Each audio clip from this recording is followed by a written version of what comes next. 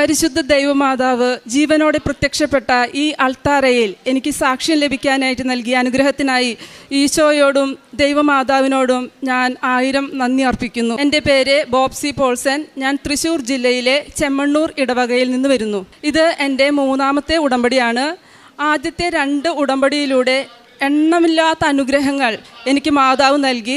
പക്ഷേ അതിനൊന്നും തന്നെ സാക്ഷ്യം പറയാനായിട്ട് എനിക്ക് വലിയ മടിയായിരുന്നു. ഞാനിവിടെ ഒരുപാട് പ്രാവശ്യം വന്ന് പ്രാർത്ഥിച്ച് കടന്നുപോയി. അതുപോലെ തന്നെ ജപമാല റാലിയിലെല്ലാം പങ്കെടുത്തു. പക്ഷേ എനിക്കിവിടെ വന്ന് സാക്ഷ്യം പറയാനായിട്ട് എനിക്ക് ധൈര്യം ഉണ്ടായിരുന്നില്ല. എന്താണ് യാഥാർത്ഥ്യം? ഞാനൊരു പാപി ആയതുകൊണ്ട് ഇത്രയും വിശുദ്ധമായൊരു അൾത്താരയിൽ ഞാൻ നിന്ന് എങ്ങനെ സാക്ഷ്യം നൽകുമെന്നതായിരുന്നു എൻ്റെ ചിന്ത. അങ്ങനെയിരിക്കെ എൻ്റെ ജീവിത പങ്കാളി പോൾസൺ സൗദിയിലാണ് ജോലി ചെയ്യുന്നത്. 4 വർഷമായി അദ്ദേഹത്തിന് കിഡ്നി ഡിസീസ് ഉണ്ട്. പലപ്പോഴും പല സന്ദർഭങ്ങളിലും അസുഖം വരുമ്പോഴെല്ലാം നാട്ടിൽ വന്ന് ട്രീറ്റ്മെൻറ്റ് ചെയ്ത് തിരിച്ച് സൗദിയിലേക്ക് കടന്നു പോവുകയാണ് പതിവ്. അങ്ങനെ സന്തോഷത്തോടു കൂടി സൗദിയിലേക്ക് കടന്നുപോയ ആൾ 1 മാസം കഴിഞ്ഞപ്പോൾ ജൂലൈ 12-ാം തീയതി അവശ നിലയിലായിട്ടാണ് നാട്ടിലേക്ക് കടന്നു വന്നത്. ഇവിടെ വന്നപ്പോൾ തന്നെ ഞങ്ങൾ ഡോക്ടറെ കാണിച്ചു. ഡോക്ടർ പറഞ്ഞു ക്രിയാറ്റിൻ കൂടുതലാണ്, എന്നാൽ നമുക്ക് വെയിറ്റ് ചെയ്യാം, മരുന്ന് കഴിക്കുക, മുന്നേറുക. ഞാനൊരു അധ്യാപികയാണ്. അപ്പോൾ വീട്ടിൽ തനിച്ച് ഇരുത്തി പോകാനുള്ള ബുദ്ധിമുട്ടും എനിക്ക് ജോലി സ്ഥലത്ത് സമാധാനമില്ല. ഞങ്ങൾക്കാണെങ്കിൽ നാട്ടിലൊരു ഷോപ്പുണ്ട്, അവിടെ മകന് വർക്ക് ചെയ്യണം. അപ്പോൾ മകനെ വീട്ടിലിരുത്തിയിട്ടാണ് ഞാൻ എൻ്റെ ജോലി മേഖലയിലേക്ക് കടന്നു പോയിരുന്നത്. അങ്ങനെ ശ്വാസതടസ്സവും ഛർദിയും ഉറക്കമില്ലായ്മ ഇതൊക്കെ കൂടി വന്നു, നടക്കാൻ പറ്റാത്ത അവസ്ഥ. അങ്ങനെ ഇരുന്ന സന്ദർഭത്തിലാണ് ഞാൻ ഓഗസ്റ്റ് 2-ാം തീയതി വീണ്ടും ഈ കൃപാസനത്തിലേക്ക് കടന്നു വന്ന് ഞാൻ ഉടമ്പടി എടുക്കുന്നത്. ഇവിടെ ഞാൻ 6 നിയോഗങ്ങൾ വെച്ച് പ്രാർത്ഥിച്ചു. പ്രത്യേകമായി എൻ്റെ ജീവിത പങ്കാളിക്ക് പൂർണ്ണമായി സൗഖ്യം നൽകി നല്ല ആരോഗ്യത്തോടു കൂടി ജീവിക്കാനുള്ള കൃപ ഞങ്ങൾക്ക് നൽകണേ എന്ന് മാതാവിനോട് ഞാൻ പ്രാർത്ഥിച്ചിട്ടാണ് ഇവിടെ നിന്ന് കടന്നുപോയത്. ഒപ്പം തന്നെ ഞാനൊരു ഡേറ്റ് ഇട്ട് പ്രാർത്ഥിച്ചിരുന്നു. ഓഗസ്റ്റ് 8-ാം തീയതി ആകുമ്പോൾ എന്തു തന്നെയായാലും ഞങ്ങളുടെ ജീവിതത്തിലെ ഒരു തിരിച്ചറിവ്, ഞങ്ങൾ എന്താണ് ചെയ്യേണ്ടതെന്ന് മാതാവ് വെളിപ്പെടുത്തി തരണമെന്ന് പ്രാർത്ഥിച്ചു. അങ്ങനെ ഓഗസ്റ്റ് 7-ാം തീയതി ഞങ്ങൾ വീണ്ടും ഡോക്ടറെ കാണാനായിട്ട് കടന്നുപോയി. അപ്പോൾ ഡോക്ടർ പറഞ്ഞു നമുക്ക് അഡ്മിറ്റ് ആവാം. അഡ്മിറ്റായി ഡോക്ടർ വീണ്ടും ബ്ലഡൊക്കെ ടെസ്റ്റ് ചെയ്തിട്ട് പറഞ്ഞു 8-ാം തീയതി തൊട്ട് നമുക്ക് ഡയാലിസിസ് തുടങ്ങാം. അങ്ങനെ 8-ാം തീയതി ഡയാലിസിസ് തുടങ്ങി. അപ്പോൾ അതിനോടൊപ്പം ഡോക്ടർ പറഞ്ഞു നിങ്ങൾക്ക് നല്ല ആരോഗ്യമുള്ള വ്യക്തിയാണ്, അതുകൊണ്ട് തന്നെ നമുക്ക് കിഡ്നി ട്രാൻസ്പ്ലാന്റേഷനെ കുറിച്ച് ചിന്തിക്കണം. അപ്പോൾ അദ്ദേഹം അതിന് തയ്യാറായില്ല. അതിൻ്റെ ഒന്നും ആവശ്യമില്ല, ഇനി ഇങ്ങനെ ജീവിച്ചാൽ മതിയെന്ന് പറഞ്ഞു. പക്ഷേ ഒരുപാട് പേര് അദ്ദേഹത്തിനെ സപ്പോർട്ട് ചെയ്തിട്ട് പറഞ്ഞു അല്ല, നമുക്കിത് ചെയ്യണം, പ്രാർത്ഥിച്ചു ഒരുങ്ങി നമുക്കിതിന് മുന്നേറണം എന്ന് പറഞ്ഞു. അങ്ങനെ മനസ്സൊക്കെ മാറ്റി കിഡ്നി ട്രാൻസ്പ്ലാന്റേഷനിലേക്ക് കടക്കാമെന്ന തീരുമാനത്തിലായി. അങ്ങനെ ഡയാലിസിസ് നടന്നു പോകുന്നു. വീട്ടിൽ മകനെ ഇരുത്തി ഞാൻ ജോലിക്ക് പോകും. അധികം ലീവൊന്നും എടുക്കേണ്ടതായിട്ട് എനിക്ക് വന്നിരുന്നില്ല. അങ്ങനെ ഇരിക്കെ ഞങ്ങൾ ഇതിൻ്റെ വർക്കപ്പിനായിട്ട് ഞങ്ങൾ സെപ്റ്റംബർ 9-ാം തീയതി ഞങ്ങൾ മെഡിക്കൽ ട്രസ്റ്റിൽ പോയി അഡ്മിറ്റ് ആവുകയാണ്. അങ്ങനെ അഡ്മിറ്റായി ഒരുവിധം എല്ലാ ടെസ്റ്റുകളും നടത്തേണ്ടിയിരുന്നു. 75% ടെസ്റ്റുകളും വന്നു. റിസൾട്ട് ഓക്കെയാണ്. 25 വർഷമായി ഷുഗർ ഉള്ളതുകൊണ്ട് ഡോക്ടർ ഹെറിഡിറ്ററി ആയിട്ട് ഹാർട്ട് അറ്റാക്ക് വീട്ടിലുള്ളത് കൊണ്ടും ഡോക്ടർ പറഞ്ഞു നമുക്ക് ആൻജിയോഗ്രാം ചെയ്ത് ക്ലിയർ ആക്കിയാലാണ് സർജറിക്ക് കടന്നു പോകാനായിട്ട് സാധിക്കുകയുള്ളൂ എന്ന്.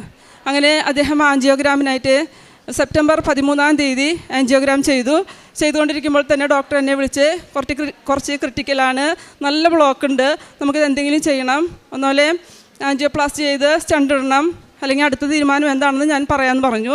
വിട്ടു. അപ്പോൾ ഹസ്ബൻഡ് അതിന് തയ്യാറായില്ല. ഹസ്ബൻഡ് പറഞ്ഞു എനിക്ക് നേരിട്ട് തന്നെ കാണണം. അങ്ങനെ അദ്ദേഹത്തെ നേരെ OP-യിലേക്ക് വിളിച്ചു കൊണ്ടുപോയി ഡോക്ടർ നേരിട്ട് തന്നെ എല്ലാം ക്ലിയറായി കാണിച്ചു കൊടുത്തു. ജംഗ്ഷനിൽ നല്ലൊരു ബ്ലോക്ക് ഉണ്ട്, നമുക്കത് ബൈപ്പാസ് തന്നെ വേണം, അല്ലാതെ ഒരു നിവൃത്തിയുമില്ല എന്ന് പറഞ്ഞു. അങ്ങനെ ഇരുന്ന സന്ദർഭത്തിൽ ഞങ്ങളാകെ തളർന്നു പോയി. എൻ്റെ മകളാണെങ്കിൽ കാനഡയിലാണ് വർക്ക് ചെയ്യുന്നത്. അവൾ അവിടെ ഡാഡിക്ക് വേണ്ടി ഓൺലൈൻ ഉടമ്പടിയൊക്കെ എടുത്ത് പ്രാർത്ഥിക്കുന്നുണ്ട്. ഞാൻ ഈ സംഭവം മകനോടും മകളോടും അതുപോലെ തന്നെ എൻ്റെ ജോലി മേഖലയിൽ ഇനി ഒരുപാട് ലീവ് എടുക്കേണ്ടതിൻ്റെ ആവശ്യമുണ്ടായിരിക്കും അവിടെയും ഹസ്ബൻഡിൻ്റെ ജോലി സ്ഥലത്ത് മാത്രമാണ് പറഞ്ഞത്. അതിനുശേഷം ആരോടും പറഞ്ഞില്ല. പറഞ്ഞു കഴിഞ്ഞാൽ ഒരുപാട് കോളുകളാണ് വന്നുകൊണ്ടിരിക്കുക. അതുകൊണ്ട് തന്നെ പ്രാർത്ഥിക്കാനുള്ള സ്വസ്ഥത ഉണ്ടാകില്ല എന്ന് എനിക്കറിയാം. ഞങ്ങൾ ഒരുപാട് നേരം പരിശുദ്ധ മാതാവിനോട് പ്രാർത്ഥിച്ചു. അപ്പോൾ ഞാൻ ജീവിത പങ്കാളിയോട് ചോദിച്ചു നിങ്ങൾക്ക് ഈ ബൈപ്പാസ് സർജറി ഇന്ന് പൂർണ്ണമായി സൗഖ്യം കിട്ടുമെന്ന് വിശ്വസിക്കുന്നുണ്ടോ എന്ന് ചോദിച്ചു. അപ്പോൾ എനിക്ക് പൂർണ്ണമായി സൗഖ്യം കിട്ടും, പക്ഷേ എനിക്ക് ഈ ബൈപ്പാസ് സർജറി താങ്ങാനുള്ള കഴിവുള്ളത് കൊണ്ടാണ് എനിക്ക് ദൈവം ഇത് തന്നിരിക്കുന്നത്. അപ്പോൾ നീ പ്രാർത്ഥിക്കേണ്ടത് എൻ്റെ ഈ സർജറി കഴിഞ്ഞ് ഞാൻ ആരോഗ്യത്തോടെ ഇരിക്കാനാണ് പ്രാർത്ഥിക്കേണ്ടതെന്ന് പറഞ്ഞു. അപ്പം ഞാൻ പറഞ്ഞു അങ്ങനെയല്ല, ഞാൻ ദൈവവുമായിട്ടാണ് ഉടമ്പടി വെച്ചിരിക്കുന്നത്. ഞാൻ വിശ്വസ്തയോടെ, വിശ്വാസത്തോടെ, വിശുദ്ധിയോട് കൂടിയിട്ടാണ് ഈ ഉടമ്പടി ചെയ്യുന്നതെന്ന് ദൈവത്തിൻ്റെ മാതാവിന് വിശ്വാസമുണ്ടെങ്കിൽ നമുക്ക് പൂർണ്ണമായി സൗഖ്യം ലഭിക്കുമെന്ന് ഞാൻ ജീവിത പങ്കാളിയോട് പറഞ്ഞു.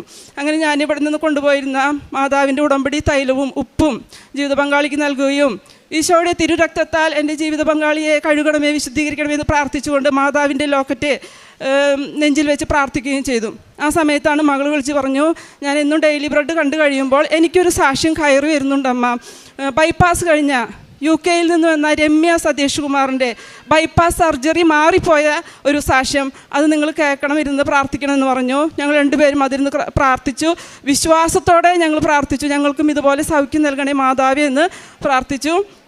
പിറ്റേ ദിവസം ഡോക്ടർ പറഞ്ഞു, നമുക്കൊരു ടെസ്റ്റ് കൂടിയുണ്ട്, സ്ട്രെസ് താലിയം എന്നാണ് ആ ടെസ്റ്റിൻ്റെ പേര്. ആ ടെസ്റ്റ് ചെയ്യാനായിട്ട് നാളെ നിങ്ങൾ കടന്നു പോകണമെന്ന് പറഞ്ഞു. അങ്ങനെ ഞങ്ങൾ പ്രാർത്ഥിച്ച് ഒരുങ്ങി, പ്രത്യേകമായി ഒരുപാട് കൊന്ത ചൊല്ലി പ്രാർത്ഥിച്ചു. അങ്ങനെ സ്ട്രെസ് താലിയത്തിനായി കടന്നുപോയി. 2 മണിക്കൂറോളം ടെസ്റ്റ് നീണ്ടു നിന്നു.